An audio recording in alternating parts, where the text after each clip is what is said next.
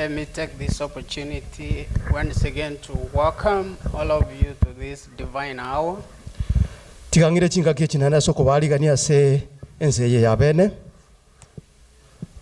So that we can at least, as we started the program since morning, munatuacha ko morobeli okurumambia.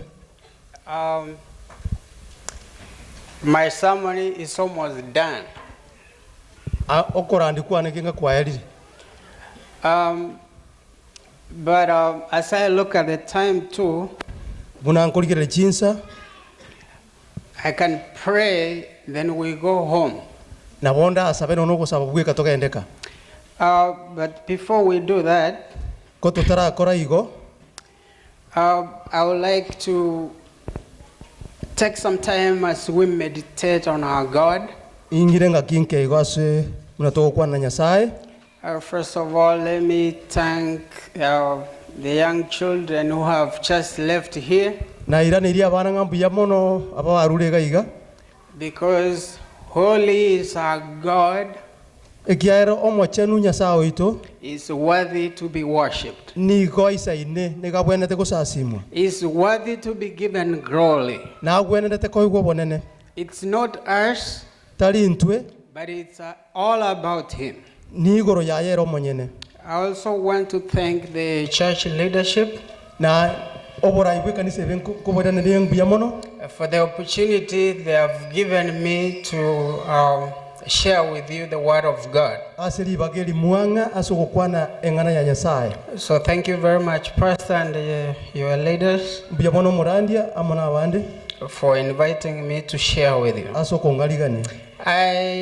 When I look like this, I'm not a stranger anymore. Karaonkoligere liga tiba etigo segondo mogeni.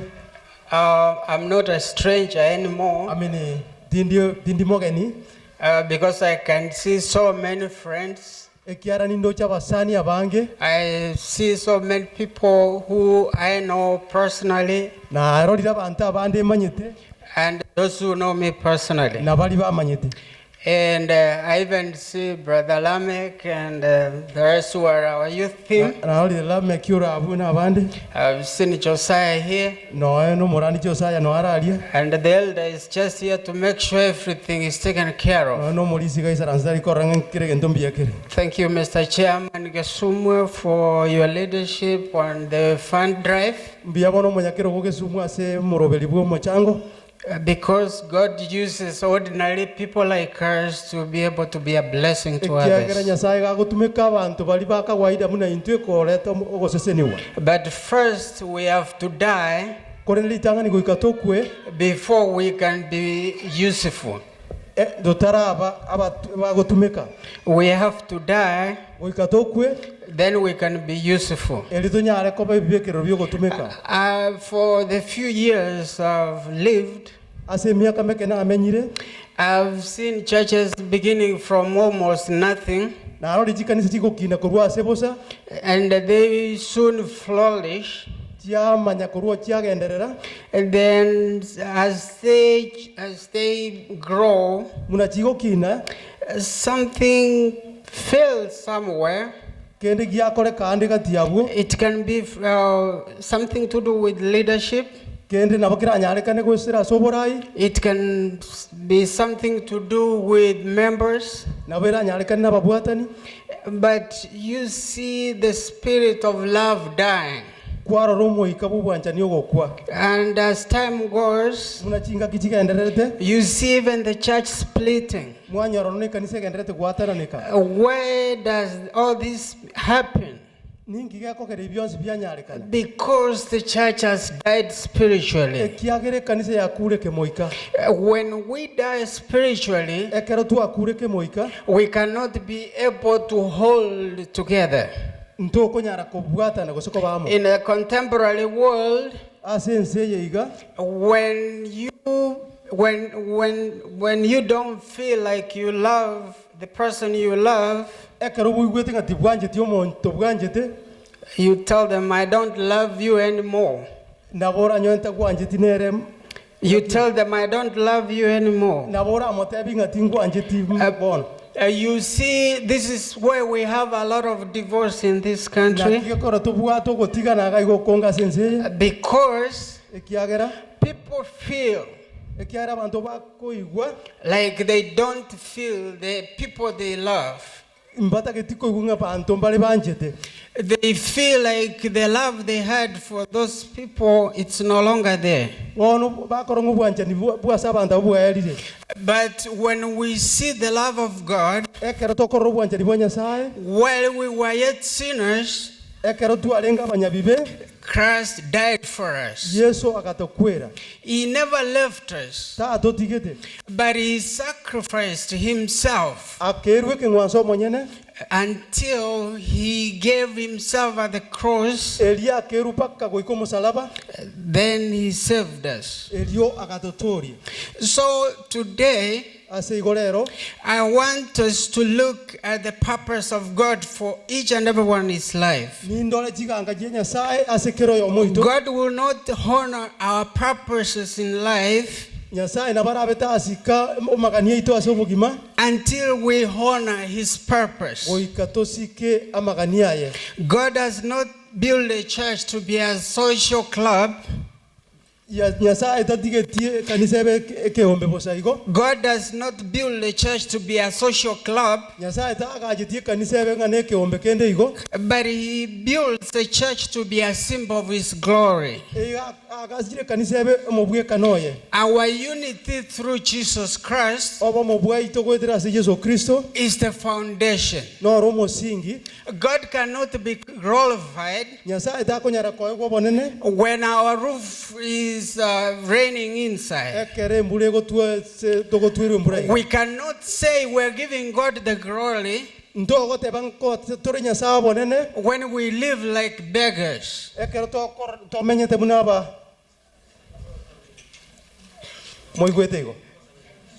We cannot say we're children of the King when we live like beggars. Why do we live like beggars? Why do we live like beggars?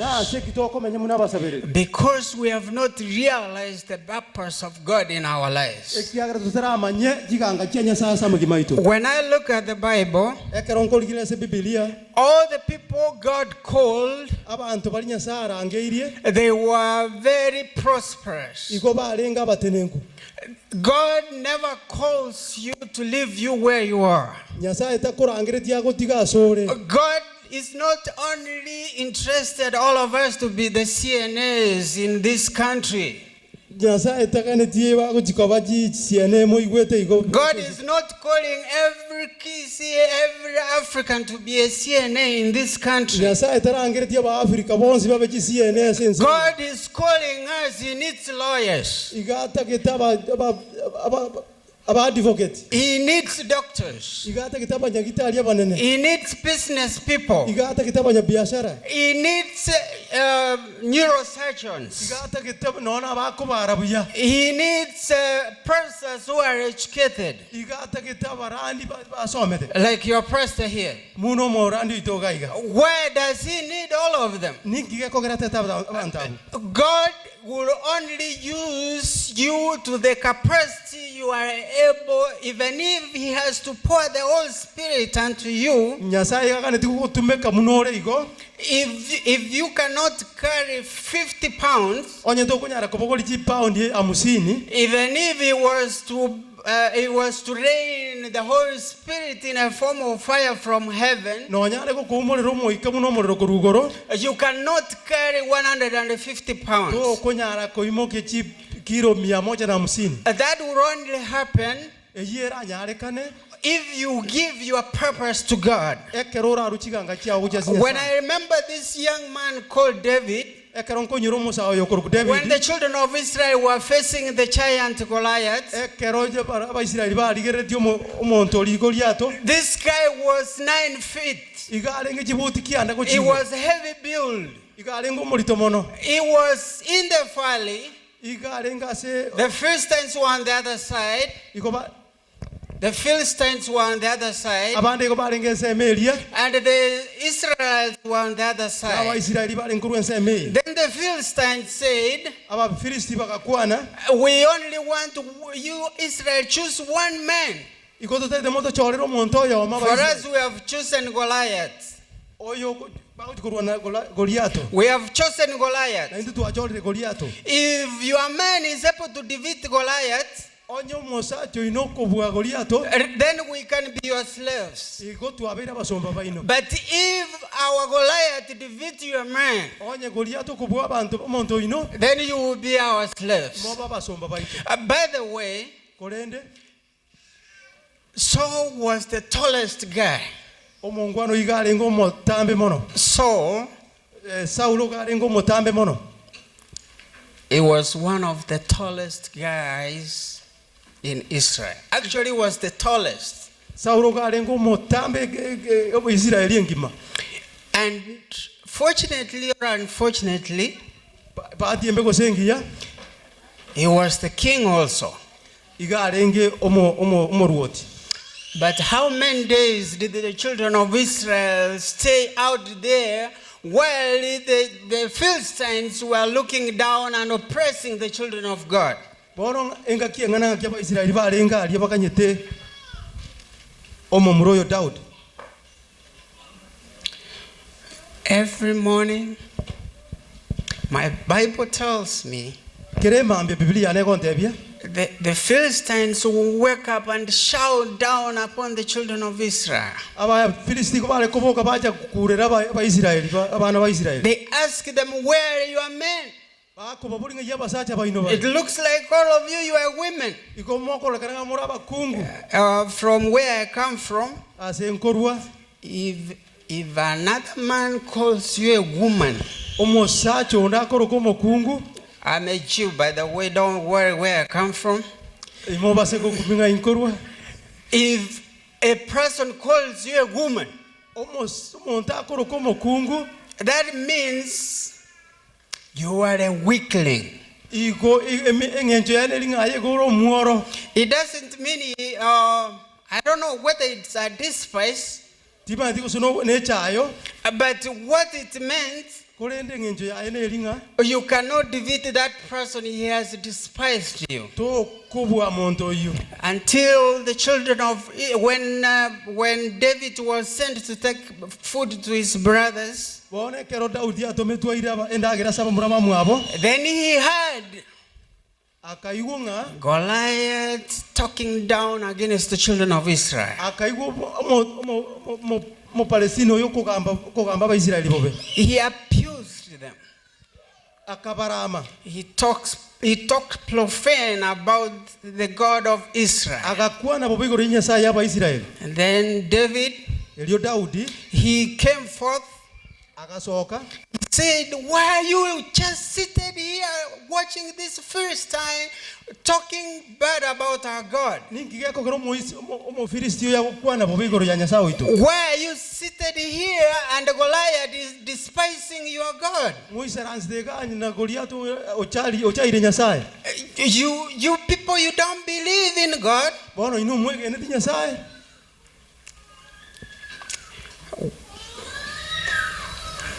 David walked forth in faith. Daudi gale gutara no kwegena He said, agateba you Goliath, you come by the mighty of your strength, aye gogoja ne chinguru chiao but I'm gonna come by the word of God. iko na nje ngogojira ne lingana lya Nyasaye. The God of Israel who you have despised, Nyasaye bwa Israeli yo gwachaire today he will show you and your people. lero ngokworokiale ayamo nabantu bao It's not all about the mighty. tali ase chinguru It's not all about what you know. tali ase kelio manyete But it's all about if you surrender your goals, your purpose into the purpose of God, inkelinga bweru jase amagania Nyasaye you will never be a failure in life. You will never fail. You will only fail as long as you refuse to acknowledge the purpose of God in your life. When God created the heaven and earth in the book of Genesis chapter 1, God created the heavens and the earth. When you come to Psalms 24 verse 1, it says, the earth is Lord's and everything in it, the world and all who live in it.